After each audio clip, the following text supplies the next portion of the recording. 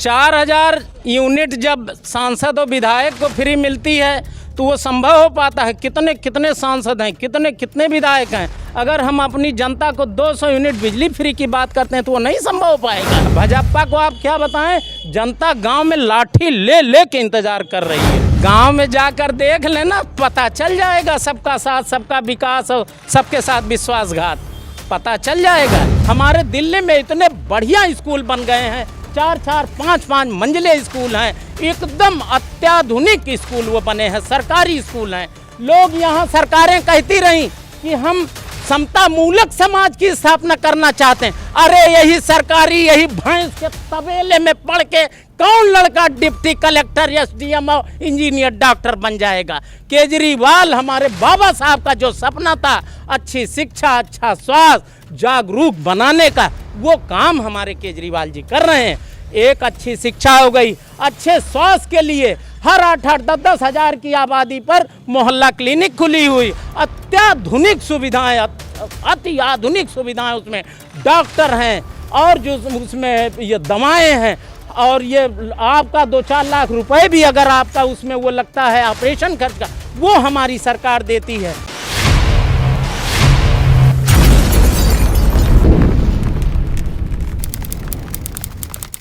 तो बातचीत का सिलसिला अब यहाँ तक पहुँच चुका है कि हम इस वक्त हैं अंबेडकर नगर के टांडा क्षेत्र में, और यहाँ पर हमने जनता से बात की। हमने आपको दिखाया ही उनकी राय कि क्षेत्र में क्या लग रहा है कि किसकी सरकार बनने वाली है, इस बार मुख्यमंत्री की कुर्सी किसे मिलने वाली है।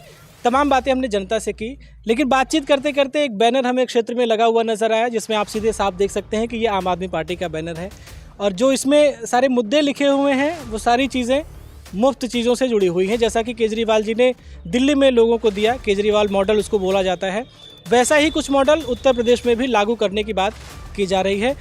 तो टांडा क्षेत्र से जो आम आदमी पार्टी के प्रत्याशी हैं इस बार विधानसभा चुनाव में, राकेश वर्मा जी, वो हमारे साथ हैं। उनसे ज़रा बातचीत करते हैं और ये जानने की कोशिश करते हैं कि जो पहली बार यूपी में इस हद पर आम आदमी पार्टी जो है चुनाव को लेकर के सामने आई है, क्या लग रहा है कि किसकी सरकार बनेगी, उनकी सीटें कितनी आने की संभावनाएं हैं, क्या उनके दावे हैं, वो उनसे बात करते हैं। राकेश वर्मा जी, सबसे पहले तो आपका सनातन टाइम्स पर बहुत बहुत स्वागत है।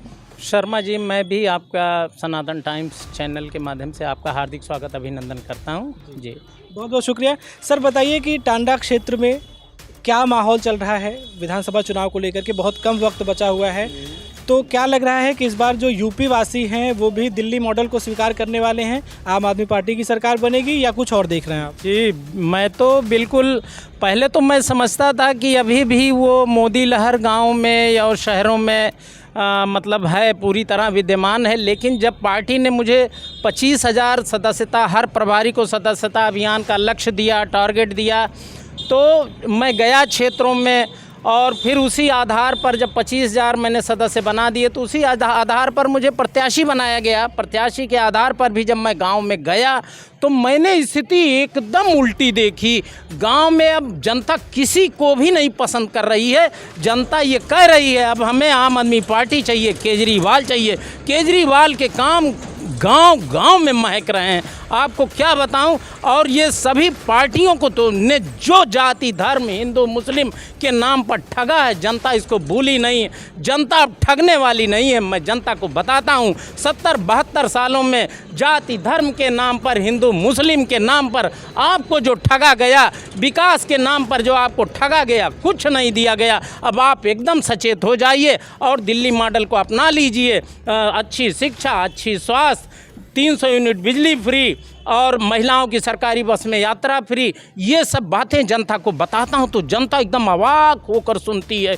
अरे बाप रे, ये भी सरकारें ये सुविधाएं देती हैं। तो एकदम से आम आदमी पार्टी की एकदम लहर है। मैं तो टांडा में बता रहा हूँ, 140 गांव अभिषेक जी मैं जा चुका हूँ और बहुत अच्छा रिस्पांस है। अच्छा, जहाँ एक और अब तक जनता को आप बता रहे हैं कि बहुत सारी सुविधाएं नहीं मिली, ठगा गया उनको, और वहीं अचानक से अब आम आदमी पार्टी यूपी में आ रही है और सारी चीज़ें फ्री में देने के बाद, बिजली फ्री में, पानी फ्री में, अगर आप सफ़र करना चाहते हैं तो फ्री में, महिलाओं को पैसे देने की भी बात हर महीने, तो ये कैसे संभव हो पाएगा? क्यों नहीं संभव हो पाएगा? 4000 यूनिट जब सांसद और विधायक को फ्री मिलती है तो वो संभव हो पाता है? कितने कितने सांसद हैं, कितने कितने विधायक हैं, अगर हम अपनी जनता को 200 यूनिट बिजली फ्री की बात करते हैं तो वो नहीं संभव हो पाएगा। हर चीज़ जनता, हमारे ही पैसे से तो उनका वो सब राज भोग रहे हैं, अगर जनता को हम दे देंगे तो क्या हो जाएगा। 1.5 लाख करोड़ केवल किसानों के बकाए हैं, और कितने कितने करोड़ बकाए, लाख करोड़ बकाए। लोग उद्योगपतियों को लोन देते हैं, वो भाग जाते हैं, देश छोड़ के चले जाते हैं। तो अगर हमारी सरकार ने ऐसी नीयत बना रखी और उसका अच्छा रिस्पांस मिल रहा है तो उसमें क्या बुराई है। टैक्स के बहुत पैसे आते हैं, जनता का कल्याण बहुत तरीके से किया जाता है। ये आम आदमी की बुनियादी मसले हैं, शिक्षा, स्वास्थ्य, बिजली, पानी, हमारी सरकार उसको पूरा कर रही है। ये तो संविधान प्रदत्त भी है। तो केजरीवाल मॉडल जो है आपको लगता है कि इस बार यूपी में बनेगा? बिल्कुल बनेगा, बिल्कुल बनेगा। हम तो यही कह रहे हैं कि जिस हिसाब से, या तो कहिए कहीं हमारे कार्यकर्ता अगर ढीले हैं तो वहीं नहीं, लेकिन जहाँ पर भी हमारा कार्यकर्ता घर घर गांव गांव जा रहा है, बता रहा है, जनता एकदम सबको देख चुकी है। 3 बार उन्होंने सपा को देखा, बसपा को देखा और ये भाजपा को देखा। भाजपा को आप क्या बताएं, जनता गांव में लाठी ले ले के इंतजार कर रही है। वो तो सबका साथ, सबका विकास, सबका विश्वास की बात कर रहे हैं। कौन? भारतीय जनता पार्टी। सबका साथ, सबका विश्वास, सबका विकास। हाँ, सबका साथ, सबका ये विकास और सबके साथ विश्वासघात। गांव में जाकर देख लेना, पता चल जाएगा। सबका साथ, सबका विकास और सबके साथ विश्वासघात पता चल जाएगा। किसानों को लेकर के जो मुद्दा था एक कि 3 काले कृषि कानून लागू किए गए हैं, उनको वापस लिया जाए, सरकार ने वापस भी ले लिया। किसान अभी भी डटे हुए हैं, तो आप उन किसानों के साथ हैं क्या? बिल्कुल। मैं तो 8 दिसंबर को, अभिषेक जी, वहाँ जेल भरो आंदोलन था, मैं तो गया था। अपनी पार्टी के, हमारे तरफ से 7-8 कार्यकर्ता गए थे, सब बंद थे, और वहाँ ज़िले पे हर पार्टियों के कार्यकर्ता, मैं तो बंद था। 3 बजे 4 बजे छूटा हूँ। तो मैं तो हमेशा किसानों के साथ हूँ। और किसानों के साथ ये क्यों भूल गए? आज इतना मार के 600 किसान शहीद करके किसानों के लिए आतंकवादी, उग्रवादी ऐसे नाम देकर अगर उन्होंने अब आप वो वापस ही ले लिया तो कौन बड़ा एहसान कर दिया? क्यों? ये काला कानून लाए ही थे। अच्छा, वापस ले लिया, तब तो घर जाना चाहिए किसानों को। क्यों? उन्हें अभी छल नजर आ रहा है, अभी उन्हें छल नजर आ रहा है। अब तो संसद में भी 150 ट्रैक्टर उनके बंद हैं, उन पर राजनीतिक मुकदमे जो हैं, जब तक वो राजनीतिक रूप से वापस नहीं होंगे, उनके ट्रैक्टर उनके घरों को नहीं भेजा जाएगा। उनके साथ जब तक उनको पूरा विश्वास नहीं दिया जाएगा, तब तक हमारा किसान लौटने वाला नहीं है। अच्छा, और आम आदमी पार्टी किसानों के साथ? बिल्कुल है।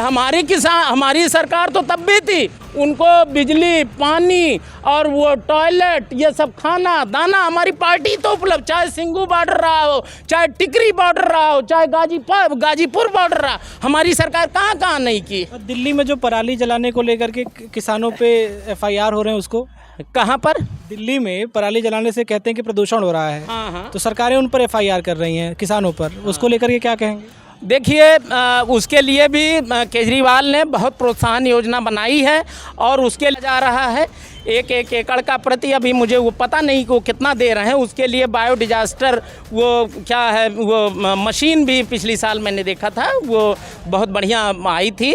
और उसमें अगर कहीं कुछ हद हो रही, फैक्ट्रियों के, चिमनियों के और उद्योगों के, कारखानों के छूने भी हमारा किसान का कितना प्रदूषण होता है। अरे प्रदूषण तो ये हमारी कंपनियां फैलाती हैं। अब ये बताइए कि इस बार चुनाव में आम आदमी पार्टी किन मुद्दों के साथ जनता के बीच में पहुंचने वाली है?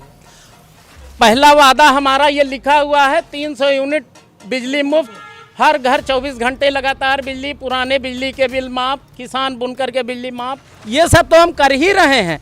और उसके बाद जो अच्छी शिक्षा की बात है, हमारे दिल्ली में इतने बढ़िया स्कूल बन गए हैं, 4-4, 5-5 मंजिले स्कूल हैं, एकदम अत्याधुनिक स्कूल वो बने हैं, सरकारी स्कूल हैं। लोग यहाँ, सरकारें कहती रहीं कि हम समता मूलक समाज की स्थापना करना चाहते हैं। अरे यही सरकारी, यही भैंस के तबेले में पढ़ के कौन लड़का डिप्टी कलेक्टर, SDM और इंजीनियर, डॉक्टर बन जाएगा? केजरीवाल, हमारे बाबा साहब का जो सपना था, अच्छी शिक्षा, अच्छा स्वास्थ्य, जागरूक बनाने का वो काम हमारे केजरीवाल जी कर रहे हैं। एक अच्छी शिक्षा हो गई, अच्छे स्वास्थ्य के लिए हर 8-8, 10-10 हज़ार की आबादी पर मोहल्ला क्लिनिक खुली हुई, अत्याधुनिक सुविधाएं, अति आधुनिक सुविधाएं, उसमें डॉक्टर हैं और जो उसमें ये दवाएं हैं, और ये आपका 2-4 लाख रुपए भी अगर आपका उसमें वो लगता है ऑपरेशन खर्च का, वो हमारी सरकार देती है। महिला बहन बेटियों को सरकारी बस में यात्रा फ्री। आपको बताऊं कि दिल्ली की 20% हमारी महिला बहनें हैं, हमारी बहन बेटियां हैं, वो पढ़ने जाती हैं, उनको केजरीवाल ने फ्री कर रखा है। अगर उनकी 9-10 हज़ार की उनकी आमदनी है, अगर उनका 2,000 रुपये बच रहा है तो वो पैसा वो हमारे माँ बहनें बचा रही हैं, उसको विकास कामों में लगा रही हैं। और ये जो अच्छी शिक्षा हो, स्वास्थ्य हो गया, बिजली हो गई। और एक चीज़ आपको और बताऊं, वहाँ केजरीवाल ने सड़क पर अगर कोई एक्सीडेंट हो गया और यहाँ लोग वीडियो बनाते हैं और उसको पीड़ित को हॉस्पिटल में ले जाने के कतराते हैं, क्योंकि वहाँ इतनी पूछताछ होती है जैसे लगता है कि वही व्यक्ति मार के ले आया।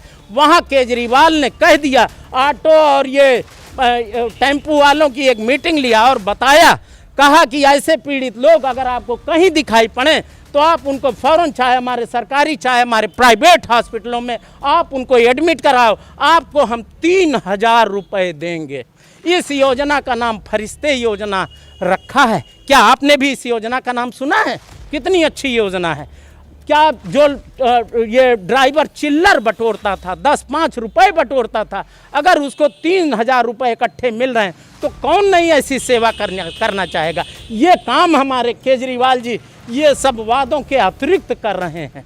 अच्छा, तो एक बात बताइए कि इस बार तब आपको क्या लगता है कि जैसे योगी आदित्यनाथ मुख्यमंत्री का चेहरा है, प्रियंका गांधी मुख्यमंत्री का चेहरा है, अखिलेश यादव मुख्यमंत्री का चेहरा है, असदुद्दीन ओवैसी भी चेहरा है, आपकी पार्टी का चेहरा? हमारी पार्टी में भी है, संजय सिंह है, हमारे प्रभारी हैं, चेहरा अभी तो उन्हीं को बनाया गया है। कहीं उसमें शंका है? सुबह की क्या बात है जी? संजय सिंह जी मुख्यमंत्री बनेंगे? संजय सिंह भाई क्यों नहीं बनेंगे? अगर वो हमारे प्रभारी हैं, उन्हीं के नेतृत्व में चुनाव लड़ रहे हैं तो क्यों नहीं बनेंगे जी? तो इन सब मुद्दों के साथ आपको क्या लगता है कि इस बार कितनी सीटें यहाँ पर?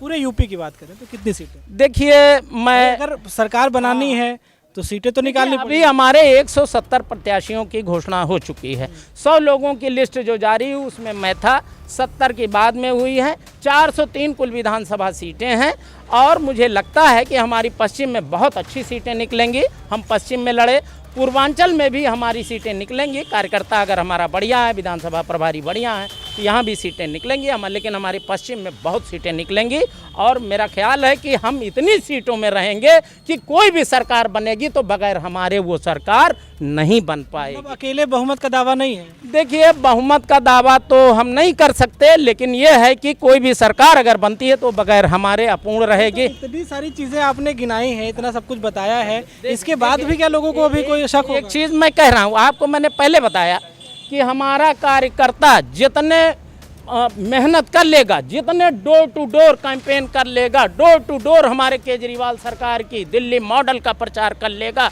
मैं बता रहा हूँ उतनी ही हमारी सफलता है। आज हमारी सफलता इस बात पर निर्भर करती है कि हम अपने विधानसभा में कितने घरों में अपना संदेश पहुँचा रहे हैं। अच्छा, किसके साथ गठबंधन कर सकती है आम आदमी ये अभी ये सब भविष्य के गर्त में अभी कुछ कहना, भाई जो भी भाई विकास के हमारे मुद्दे हैं उनको हमारा फॉलो करेगी, हम उसके साथ रहेंगे।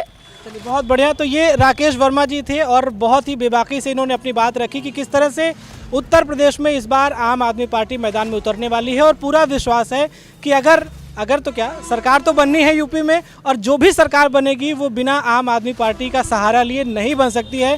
हालांकि अब तो ये वक्त ही बताएगा कि सरकार किसकी बनने वाली है। सभी छोटी बड़ी पार्टियां बहुमत का दावा कर रही हैं। जो कुछ भी होगा हम आपको बताते रहेंगे। आप बने रहिए हमारे साथ और देखते रहिए सनातन टाइम्स। धन्यवाद अभिषेक जी।